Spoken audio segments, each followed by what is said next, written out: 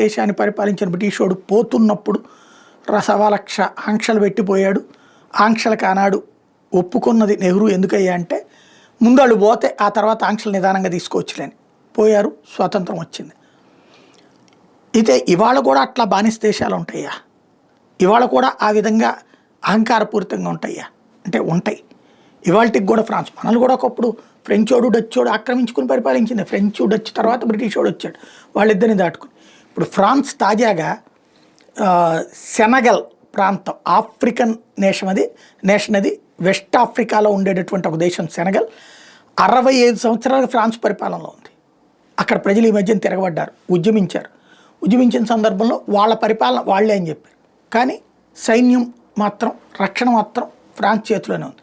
ఇప్పుడు అదే పబ్లిక్ యొక్క ఆందోళన నేపథ్యంలో ఫ్రాన్స్ వైదొలుగుతానని చెప్పింది. ఆ మధ్యన మనం కూడా దానికి సంబంధించిన వీడియోలు చేసుకున్నాం. ఇప్పుడు చివరి బ్యాచ్ సెనగల్ నుంచి ఫ్రాన్స్ వాళ్ళందరూ వెళ్ళిపోయారు. ఫ్రాన్స్ సైన్యం అంతా వెళ్ళిపోయింది. దాంతో ఇప్పుడు సెనగల్ నిజమైన స్వతంత్ర దేశమైంది.